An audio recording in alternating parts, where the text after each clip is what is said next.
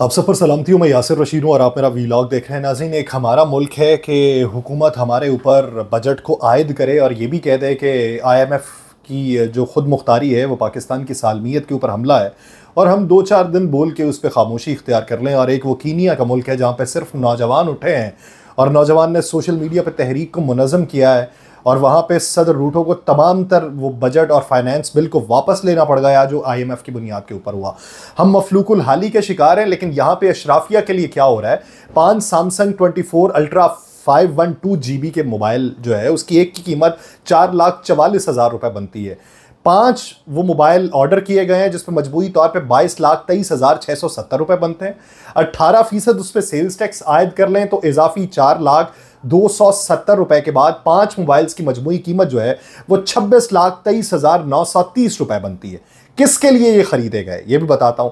7 iPhone 15 pro max 512 GB, एक mobile की कीमत 6,01,38 रुपए, 7 मोबाइल फोन्स की कीमत 42,09,19 रुपए और 18% सेल्स टैक्स जो कि 7,72,390 रुपए बनता है, और मजमूई तौर पर टैक्स को आयद करके ये कीमत 50,63,449 रुपए बनती है। और यूं बगैर टैक्स के 65,14,729 रुपए और 18% सेल्स टैक्स आयद करके 76,87,380 रुपए के सिर्फ मोबाइल जो हैं वो मंगवाए गए हैं, जिसके ऊपर मुहतसिब जो हमारा इदारा है उसके सिग्नेचर हैं और स्टैंप लगाई गई है, उसका बिल अप्रूव किया गया है। किसके लिए आ रहे हैं? ब्यूरोक्रेसी के लिए।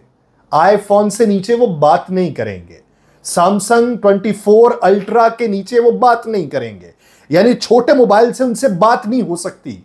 और सरकार ये खरीद रही है और सरकार उस पर टैक्स भी ले रही है। वो टैक्स भी वो अपनी जेब से अदा नहीं करेंगे, वो हमारी जेब से अदा होगा। ये जो मोबाइल फोन्स ये इस्तेमाल करेंगे, ये है इनकी किफायत शारी, ये है अपने अखराजात में कमी को वाक़े करना। और जो आम शख्स अगर सोच ले कि वो आईफोन लेना चाहता है तो वो आईफोन की इस्तात नहीं रखता, लेकिन अगर वो छोटा मोबाइल लेना चाहता है तो उस पर टैक्स बढ़ा दिया गया। मफलूकुल हाली में हम जिंदगी गुजार रहे हैं, लेकिन लाहौर में पंजाब के ग्रेड 20, 21 और 22 के ब्यूरोक्रेट्स के लिए 2 केनाल के लग्जरी सरकारी रिहाइश गाहों की तामीर शुरू है, और उन घरों की तामीर पर 2 अरब रुपए के अखराजात आएंगे।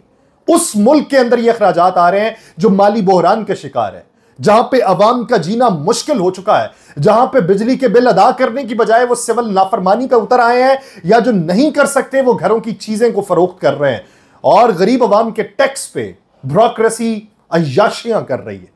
हम उस मुल्क के बासी हैं।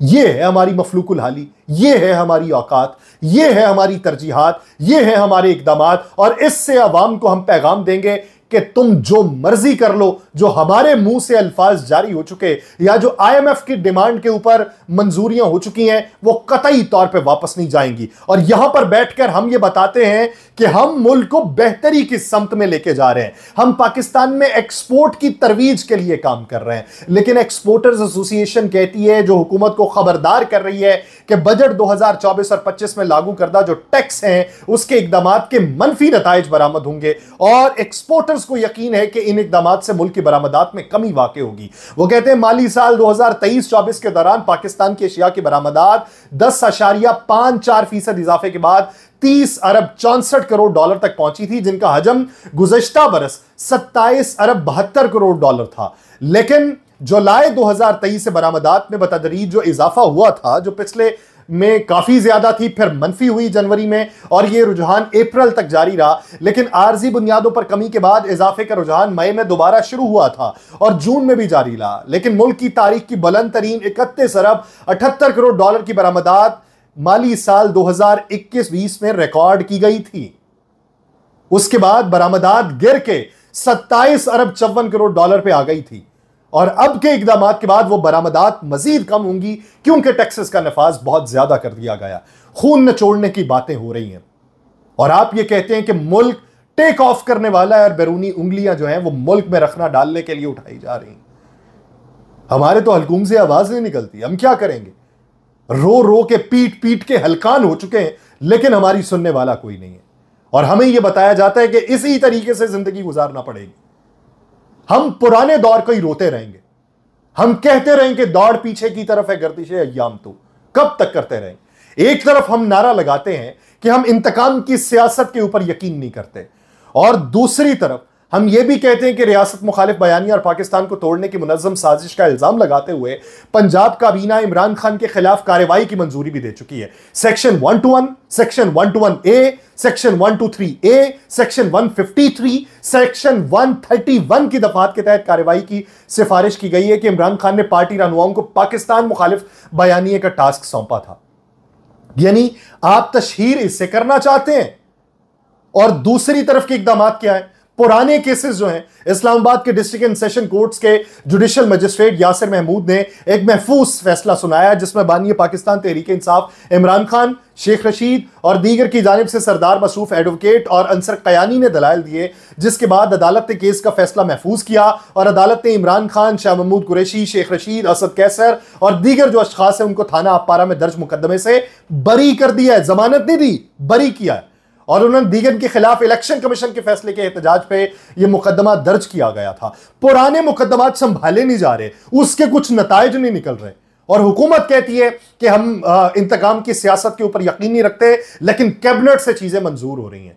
आपके बारे में जब मंजूर होती थी, आपके बारे में जब बयानिया अपनाया जाता था, आपके बारे में पॉलिसी जब एक बनाई जाती थी तो आप कहते थे हमें गद्दार कहा जा रहा है, हमने इस मुमलिकत खुदादादे पाकिस्तान की मट्टी में अपना लहू शामिल किया है और हमने मुख्तलिफ तहरीक चलाई हैं। हम पाकिस्तान के ज़ीरक सियासतदान थे जिन्हें गद्दार डिक्लेयर किया गया या जिनके ऊपर लेबल लगाने की कोशिश की गई, लेकिन हम दूसरों के ऊपर ऐसा नहीं करेंगे, हम जाती इंतकाम की तरफ नहीं जाएंगे। और यह नतीजा आपने निकाला है उसका।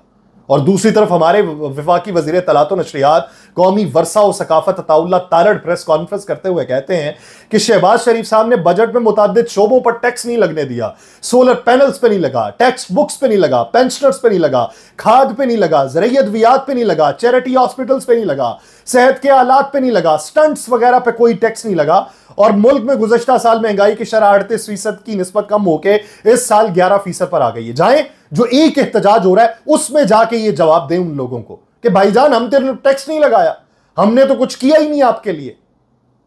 उन्हें जाके बताएं, वो आपको बताएंगे कि उनके साथ बीत क्या रही है। जब सारा कुछ ही आपने बिजली के बिलों में डाल देना है तो दूसरे टैक्सेस का क्या रह गया? नई दास्तान का आगाज कर रहे हैं आप कि पहले जो टैक्स 200 यूनिट के बाद शुरू होता था अब 100 यूनिट के बाद शुरू करने की तैयारी है। मैप्को ने उसका नोटिफिकेशन जारी किया है, पायलट प्रोजेक्ट आप वहां से लॉन्च कर रहे हैं। 1 से लेके 50 यूनिट तक 4 रुपए 54 पैसे फी यूनिट होगा, 100 यूनिट तक 19 रुपए फी यूनिट होगा और 100 यूनिट से ऊपर 101 यूनिट होगा तो डायरेक्ट 28 रुपए फी यूनिट आपको बिल देना पड़ेगा। और 200 से 301 यूनिट पर फिक्स चार्जेस आपने आयद कर दी हैं। वो जो आपने पहले 200 यूनिट तक रखा था वो 100 यूनिट तक ले आए। अब आप कहेंगे कि एक ही शहर में, तो उस शहर के बासी क्या पाकिस्तान के नहीं है?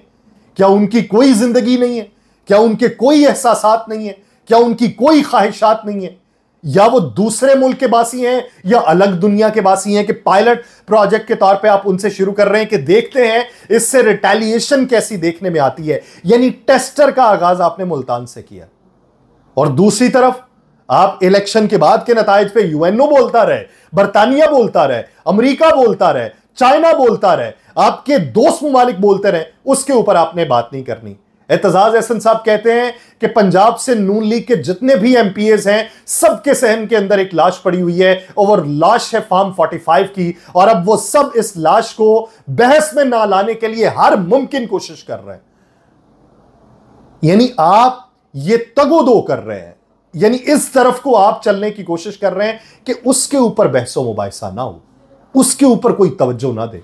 तवज्जो दे तो इन चीजों पे दे। फिर आके अब लोग बातें कर रहे हैं, लोग कहते हैं कि आईएमएफ का जो है बजट वो मंजूर हो चुका और आईएमएफ के साथ जो मुआहिदा होगा उसके बाद ये सारे अलग हो जाएंगे और फिर कहेंगे कि औरंगजेब जाने, हुकूमत जाने, आईएमएफ जाने और मुल्क के अवाम जाने। अब इस तरह की बातें होने लगी हैं आपके बारे में।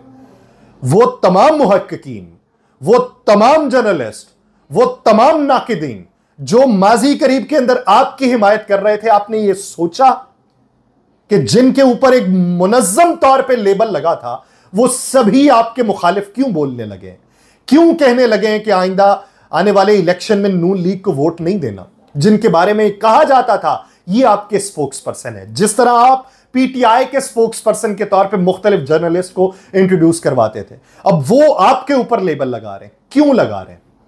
ये कभी आपने सोचा है?